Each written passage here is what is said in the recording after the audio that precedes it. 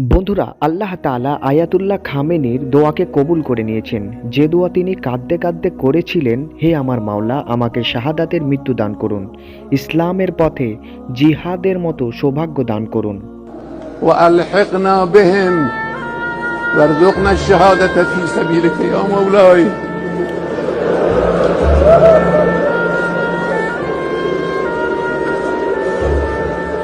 الحمد لله الذي أكرم المستشهدين في سبيله.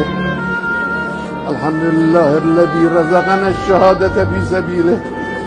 الحمد لله الذي رزقنا الجهاد في سبيل الإسلام. الله أكبر. আর আজকে রমজানের এই পবিত্র মাসে আল্লাহ তাআলা তার সেই দোয়াকে কবুলও করে নিয়েছেন।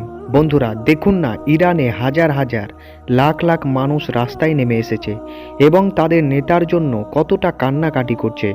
শুধু তাই নয় বন্ধুদের, ভারতের কাশ্মীর, লখনৌ, এমনকি পাকিস্তানেও আমেরিকার দূতাবাসের সামনে পাকিস্তানরা হামলা শুরু করেছে। জায়গায় জায়গায় ভারতের মানুষ প্রতিবাদ করছে ইসরায়েল ও আমেরিকার বিরুদ্ধে।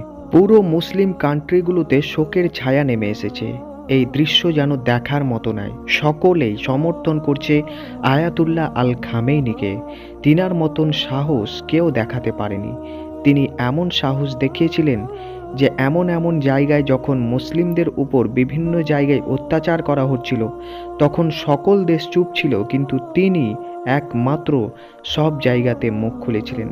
আর যার পর থেকে তিনি সকল মুসলিমদের মনে জায়গাও করে নিয়েছিলেন। আল্লাহ তাআলার কাছে দোয়া করি, আল্লাহ তাআলা যেন আয়াতুল্লাহ আল খামেনি সাহেবকে জান্নাতের সুউচ্চ মাকাম দান করেন। সকলেই আমার সঙ্গে কমেন্ট বক্সে আমিন লিখে দোয়াতে শরীক থাকুন। ভিডিওটি বেশি বেশি পরিমাণে শেয়ার করুন, যাতে করে সকলেই এই ভিডিওটি দেখতে পারে যে আয়াতুল্লাহ আল খামেনি সাহেবের শেষ যে ইচ্ছা আল্লাহ তাআলা পরিপূর্ণ করে দিয়েছেন।